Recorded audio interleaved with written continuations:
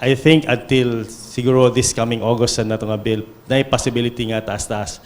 Gipanlantawan karon sa Visayan Electric Company ang laing hugna sa pagsaka sa presyo sa kuryente karong buwan sa Agosto. Kini sumala sa gibutyag sa President ug General Manager sa Visayan Electric Company, Engineer Mark Anthony Quindica, nga matud pa kini tungod sa parehong pagsaka sa market rate. Meeting closely with ERC kung unsay atong pwede mabuhat, kung napay mga deferment na atong mabuhat para dili kayo taas ang pagsaka sa atong rates.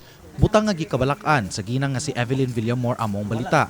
Ilabi na nga wala na siya laing gisaligang panginabuhian, gawas siyang gamay nga tindahan, nga giabangan pa niya ang puhunan o gibayran matag adlaw. Tag dili lang okay rin kasi nang gamay lang ko rin kung dako kayo kay maglisod tag bayad ana. Wabi may mga trabaho nga bana senior ni ako kanira mo tinda-tinda ya. Sagol po tayo ni utang paninda.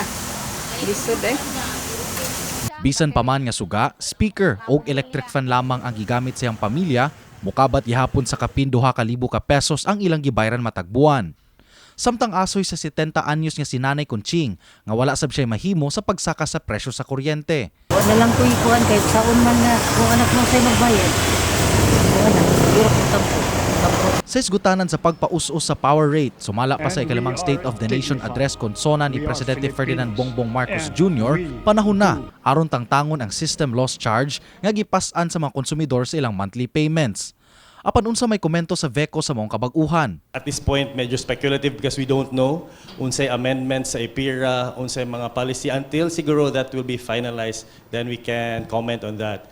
But we constructively, again, coordinate with DOE kay sila may nagkonsera na sa amendments and policies and also ERC. Samtang padayon nakasinati og interruption sa supply sa kuryente ang ilang mga konsumidor nunot sa padayong unstable nga supply sa kuryente.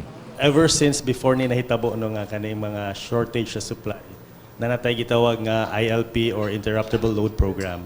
And karon nahitabo ning mga shortage dako gyud sila katabang like sa mga malls, mga cement plants nga mohata mo kung call og ka ng yellow alert or mo dapat natin mag rotational brownout, among buhaton is unahon na mo sila tawag kung pwede ba mo ka voluntarily reduce your consumption para dili ta mag-brownout sa atong uban mga especially residents o mga ginagmay nga commercial customers.